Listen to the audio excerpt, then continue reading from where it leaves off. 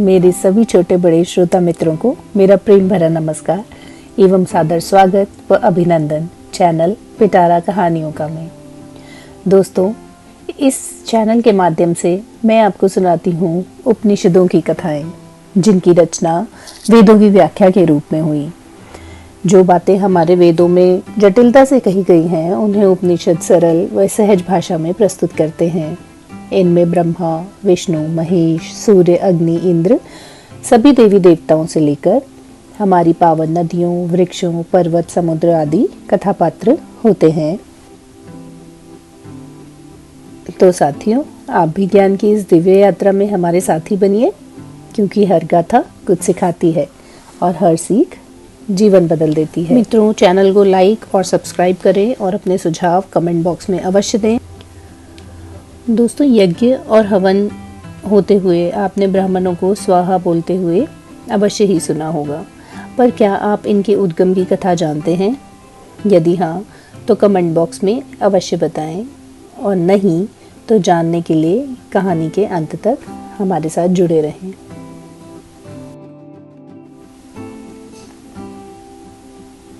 सृष्टि के आरंभ में जब देवताओं की उत्पत्ति हुई तो भोजन की खोज में उन्हें यहाँ वहाँ भटकना पड़ता था।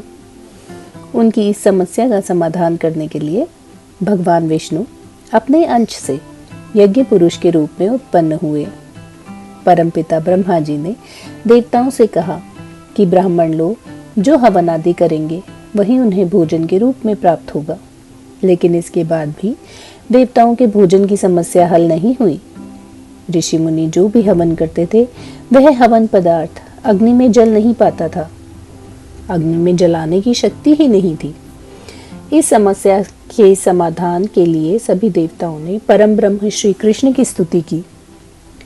उनकी स्तुति से प्रसन्न भगवान श्री कृष्ण प्रकट हुए और उनसे इच्छित वर मांगने के लिए कहा।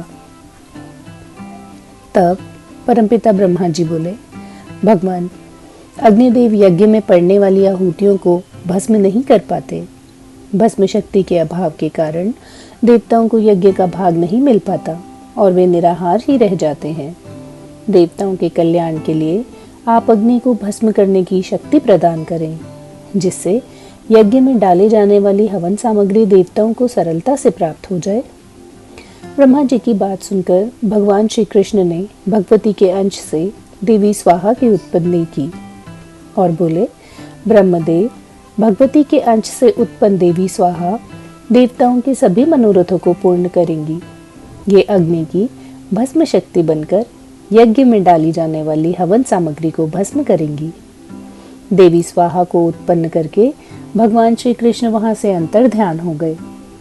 तब ब्रह्मा जी ने स्वाहा को वरदान दिया और कहा, देवी स्वाहा, तुम अग्नि की भस्म करने की शक्ति बनो।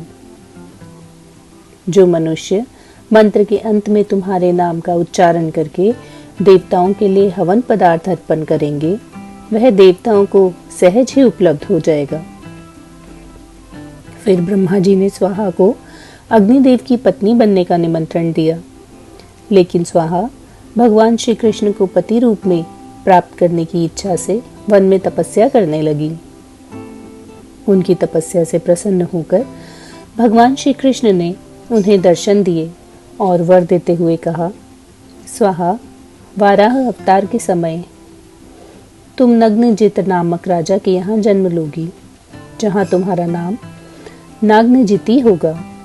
तब तुम्हें मेरी पत्नी बनने का सौभाग्य प्राप्त होगा। अभी तुम अग्निदेव की प्रिय पत्नी बनो। फिर श्री कृष्ण की आज्ञा से स्वाहा उस जन्म में अग्निदेव की पत्नी बनी। इस प्रकार सृष्टि का कार्य सुचारू रूप से चलने लगा। ऋषि मुनि अब जो भी हवन करते थे, उसकी सामग्री देवताओं को मिलने लगी। आज भी आप देखेंगे कि हवन आदि पूजा पाठ में मंत्र के अंत में स्वाहा शब्द का उच्चारण किया जाता है। इस प्रकार हमारी भेंट देवताओं तक शीघ्र पहुंच जाती है।